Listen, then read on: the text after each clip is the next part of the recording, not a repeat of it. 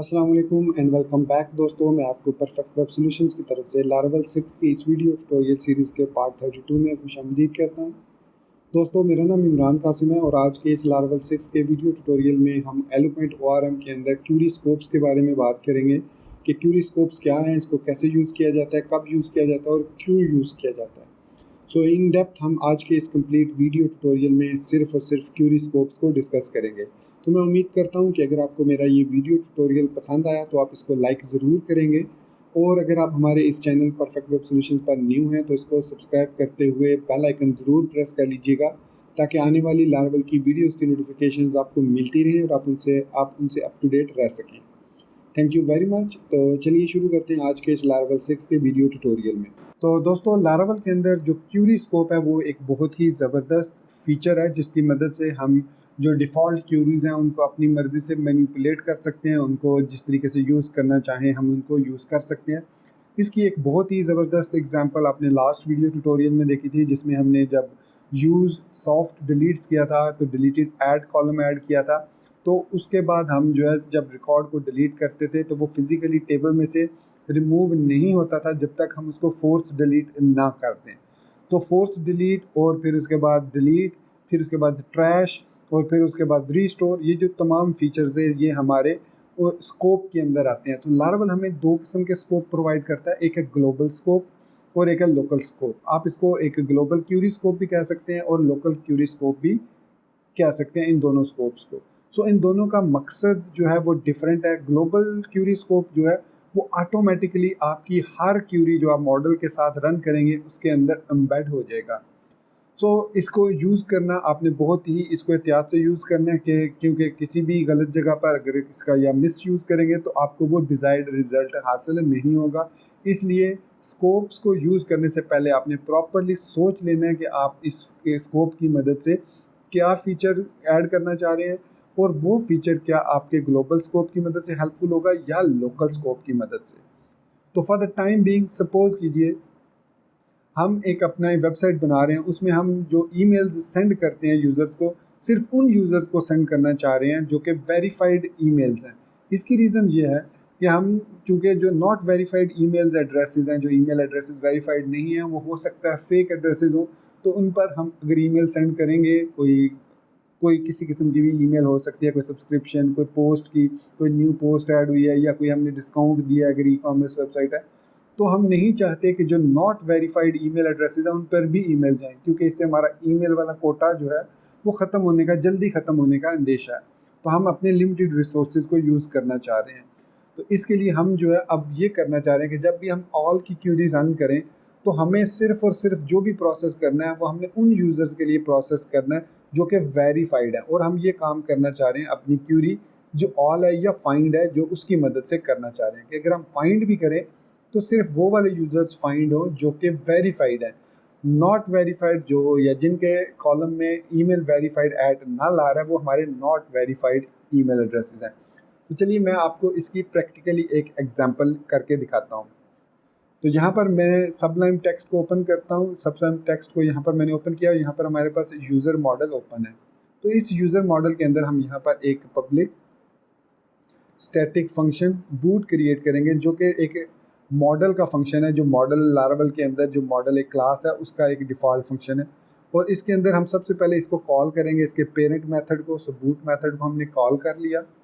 Call करने के बाद हम जो ग्लोबल स्कोप है उसको static as a static function हम कॉल करते हैं और उसके अंदर फीचर ऐड करते हैं।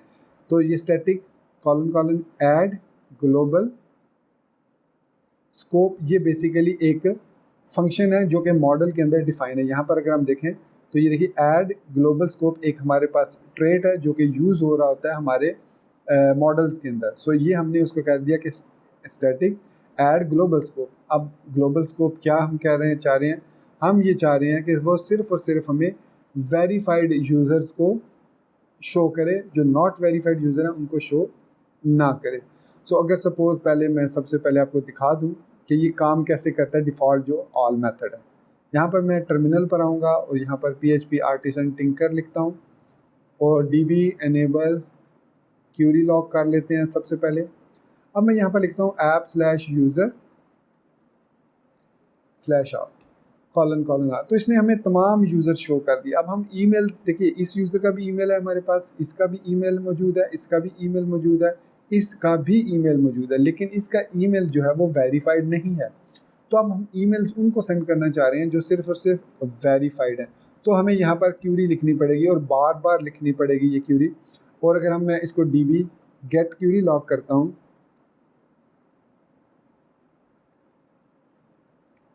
तो इसने देखिए सिलेक्ट स्टैटिक फ्रॉम यूज़र कर दिया, तमाम यूज़र्स को इसने, अब वे 100,000 रिकॉर्ड्स भी हो सकते हैं, और उसमें फिर हम चेक करेंगे कि जो वेरीफाइड हैं वो उनको सिर्फ सेंड करें। तो इसका जो बेस्ट सोल्यूशन है वो है कि आप ग्लोबल स्कोप बना लें। तो यहाँ पर सबसे पहले मैं एग्जिट करूँगा, फिर यहाँ पर मॉडल के अंदर आऊँगा और यहाँ पर protect public static function boot create करूँगा, और उसके बाद इस फंक्शन के अंदर मैं सबसे पहले इसके पेरेंट को कॉल करूँगा विद स्टैटिक मेथड, फिर उसके बाद लिखूँगा static colon colon add global scope. तो इसके अंदर सबसे पहले इसको नाम देंगे, क्या नाम देना चाह रहे हैं, तो मैं इसको नाम दे देता हूँ VFU, मतलब वेरीफाइड यूज़र्स। तो ये मैंने इसको नाम दे दिया। उसके बाद मैं क्लोजर फंक्शन ऐड करूँगा, और इसके अंदर हमें बिल्डर ऐड करना होगा। बिल्डर एक हमारे पास क्यूरी बिल्डर होता है, क्लास है क्यूरी बिल्डर की, जो कि हमारे मॉडल्स के लिए क्यूरी बिल्ड करती है, जिसको हम जब ऑल करते हैं तो बेसिकली वो builder behind the scene SQL query generate करता है। तो उस क्यूरी के उसको एम्बेड करने के लिए हम यहाँ पर इसको इंजेक्ट करेंगे एज अ डिपेंडेंसी इंजेक्शन, और फिर यहाँ पर अब हम सिंपली लिखेंगे रिटर्न बिल्डर, और यहाँ पर email verified at comma not equal to null. तो अब उसे मैंने कहा कि सिर्फ वो यूज़र हमें रिटर्न करो, ऐड कर दो एक ग्लोबल स्कोप हमारी हर डेटाबेस हर मॉडल की क्यूरी के अंदर, कि वही यूज़र रिटर्न करेगा। जब भी हम यूज़र्स ऑल करेंगे या यूज़र फाइंड करेंगे तो सिर्फ वही यूज़र रिटर्न होगा जो वेरीफाइड यूज़र होगा। तो अब हम सिर्फ और सिर्फ वेरीफाइड यूज़र्स पे जो भी प्रोसेस करना चाहें कर सकते हैं, नॉट वेरीफाइड यूज़र्स किसी भी स्कोप में नहीं आएंगे। मैंने इसको सेव किया। सेव करने के बाद जब मैं दोबारा टिंकर CLI में आया, यहाँ पर इसको क्लियर करने के बाद मैंने इनेबल क्यूरी लॉक किया सबसे पहले। अब जब मैं रन करूँगा ऐप यूज़र ऑल, तो देखिएगा कि इसमें हमारे पास, अच्छा यहाँ पर function name must be a string,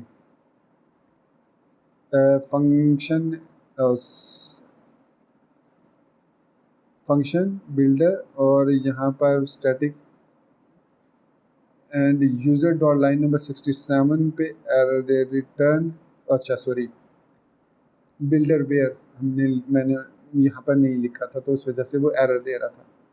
सो दोबारा टिंकर में गए, इनेबल क्यूरी लॉक किया, और अब जब मैं ऐप यूज़र ऑल करूँगा तो इसने हमें तमाम यूज़र रिटर्न किए, वो वाले जिनका ईमेल वेरीफाइड है। अब आप कह सकते हैं कि हम क्यूरी बना सकते हैं जिसमें हम वेयर क्लॉज खुद भी लगा सकते हैं। तो बार बार वेयर क्लॉज लगाने से अब हमारी बचत हो गई है, क्योंकि हम उन यूज़र्स को ही सिर्फ प्रोसेस करना चाह रहे हैं जो सिर्फ वेरीफाइड है।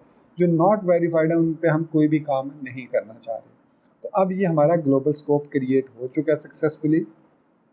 इसके अलावा आप मल्टीपल ग्लोबल स्कोप्स क्रिएट कर सकते हैं। फॉर एग्जांपल मैं इसी को कॉपी करता हूँ, सॉरी यहाँ पर इसको मैंने पेस्ट कर दिया। अब इसको मैं NFU कह देता हूँ। NFU mean not verified users, और इसको मैं इक्वल साइन दे देता हूँ।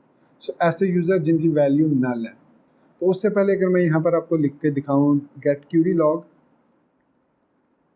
तो देखिए उसने क्यूरी क्या आप रन की। जो डिफ़ॉल्ट ऑल वाली क्यूरी है वो अब इस तरीके से रन हो रही है कि select static from user where email verified at is not null. ठीक हो गया। तो ये हो गया। अब मैं इसको एग्जिट करता हूँ, दोबारा इसमें CLI में आता हूँ क्योंकि हमने मॉडल में चेंजेस की थी।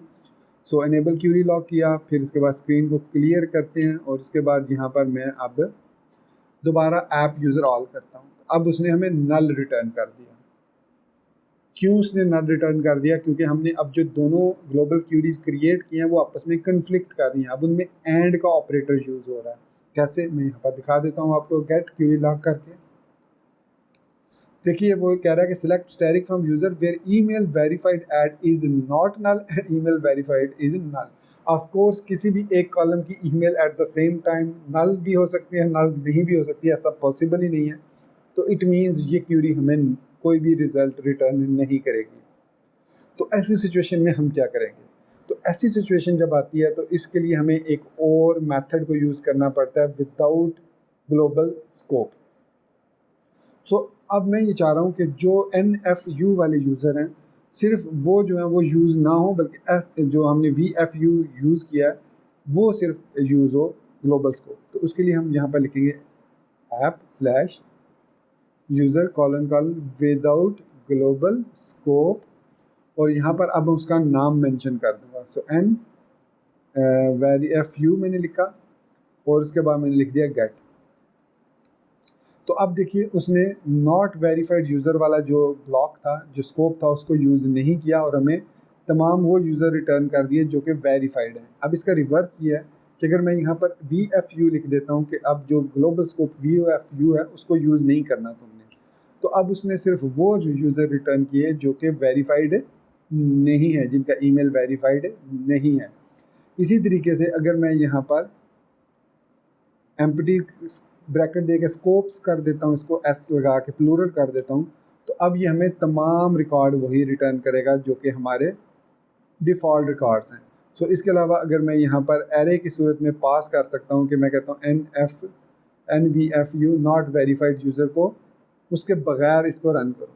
अब अगेन सेम वही, और यहाँ पर हम कॉमा देकर मल्टीपल ग्लोबल स्कोप्स को ट्रिगर कर सकते हैं कि उनके बगैर हमें ग्लोबल स्कोप रन करके दिखाओ। सो अगर मैं यहाँ पर db get क्यूरी लॉग करूँगा तो आप देखिएगा कि क्यूरी लॉग जो बिल्डर ने रन किया वो ये कुछ इस तरीके से।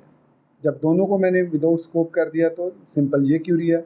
ये वाली क्यूरी कहता है जब हम नॉट वेरीफाइड यूज़र्स को मतलब विदाउट नॉट वेरीफाइड यूज़र के रन करेंगे, ये है। NVFU वेरीफाइड यूज़र को जब रन करेंगे, और ये अगेन वही है जिसमें हम नॉट नल कर रहे हैं। सो ये है हमारे पास global scope in Laravel ORM query scopes में। तो दोस्तों जो ग्लोबल स्कोप होते हैं उसका हमें ये फ़ायदा होता है कि हम उनको किसी भी मॉडल के लिए यूज़ कर सकते हैं। अब हमारे केस में मैंने ये जो मेथड क्रिएट किया ग्लोबल स्कोप्स के, ये एनोनिमस मेथड क्रिएट किए हैं। ये सिर्फ एक मॉडल के लिए, user.php मॉडल के लिए, यूज़र मॉडल के लिए। लेकिन अगर मैं कोई ऐसा मॉडल क्रिएट करना चाहूँ जो मैं पोस्ट के लिए भी यूज़ कर सकूँ, यूज़र प्रोफाइल के लिए भी यूज़ कर सकूँ और यूज़र्स के लिए भी यूज़ कर सकूँ, तो ऐसी सिचुएशन में हमें क्या करना होगा, हमें इस बूट मेथड को यहाँ से कॉपी करके तमाम पोस्ट यूज़र प्रोफाइल में ऐड करना होगा, या फिर सिंपली हम क्या करेंगे, एक अलग से फ़ाइल क्रिएट करेंगे। सपोज़ मैं यहाँ पर ऐप के अंदर क्रिएट कर लेता हूँ न्यू फोल्डर स्कोप्स के नाम से, और उसके अंदर एक फ़ाइल क्रिएट करता हूँ verifiedusers.php, और एक और फाइल मैं क्रिएट कर लेता हूँ not verified users.php।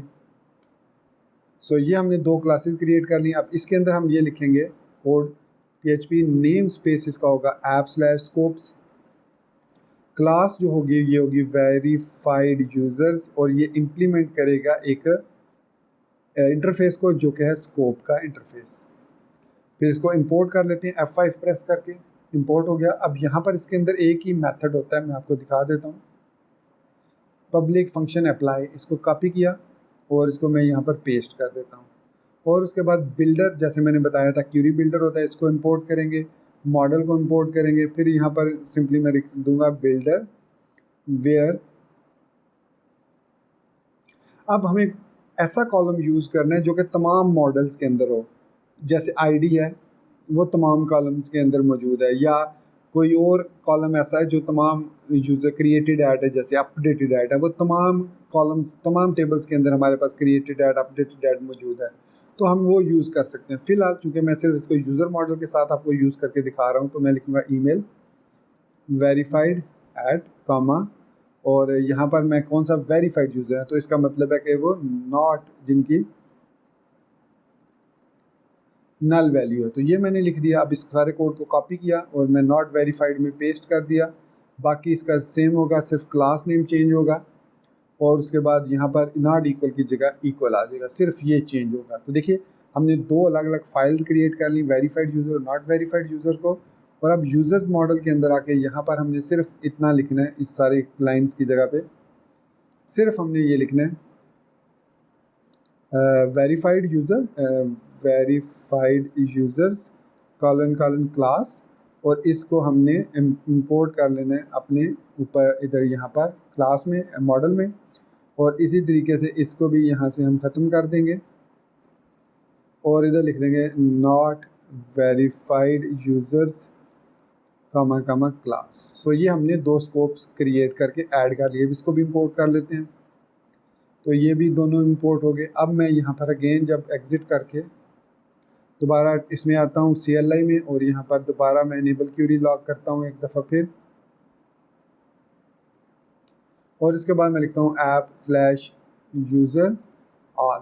तो अगेन हमारे पास जो है वो कह रहा है global must be instance of, अच्छा क्लोजर, यहाँ पर वेरीफाइड ऐड ग्लोबल स्कोप, तो ये तो ठीक है।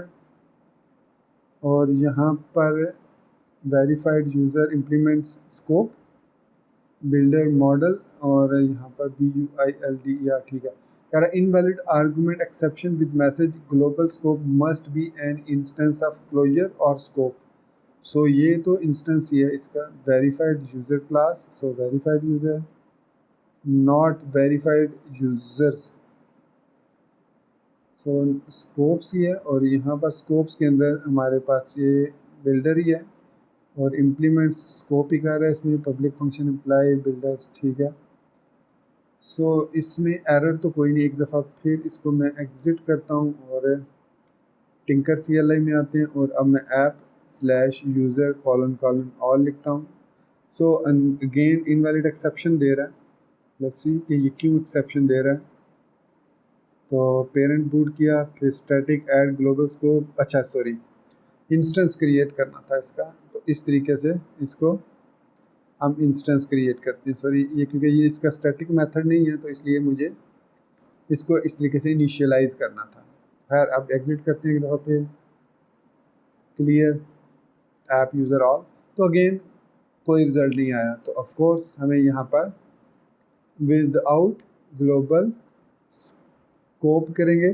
तो अब यहाँ पर चूँकि मैं टिंकर CLI में हूँ, तो यहाँ पर मुझे कंप्लीट पाथ देना होगा app scopes slash not verified users colon colon class और गेट। सो अब उसने हमें सिर्फ वो यूज़र रिटर्न किए जो वेरीफाइड है, और अगर मैं यहाँ पर नॉट ख़त्म कर देता हूँ और सिर्फ वेरीफाइड करता हूँ, तो हमें उसने विदाउट ग्लोबल स्कोप में से इसको स्किप कर दिया। सो अब हम क्लास की मदद से इसको इम्प्लीमेंट कर सकते हैं अपने लार्वल के प्रोजेक्ट के अंदर। सो ये है हमारे पास complete example of global query scopes in Laravel. So जिस तरीके से हम ग्लोबल क्यूरी स्कोप्स क्रिएट कर सकते हैं, इसी तरीके से हम लोकल क्यूरी स्कोप्स भी क्रिएट कर सकते हैं। और ग्लोबल स्कोप क्यूरीज पर लोकल क्यूरी स्कोप्स का ये एडवांटेज है कि इनको हम जहाँ पर कॉल करना चाहें वहाँ पर कॉल कर सकते हैं। इनका ये ग्लोबली एक्सेसिबल नहीं होते, मतलब ग्लोबली एक्सेसिबल तो होते हैं मॉडल के थ्रू, लेकिन ये खुद बहुत से रन नहीं होते क्यूरी के साथ, हमें इनको कॉल करना पड़ता है तब ये रन होते हैं। तो इसको हम इसी लॉजिक को, जो वेरीफाइड नॉट वेरीफाइड यूज़र है, इन्हीं को इसी लॉजिक को लेके चलते हैं। और यहाँ पर अब हमें पब्लिक फंक्शन बूट की ज़रूरत नहीं रही, और ना ही हमें यहाँ पर इन दो क्लासेस की ज़रूरत रही है।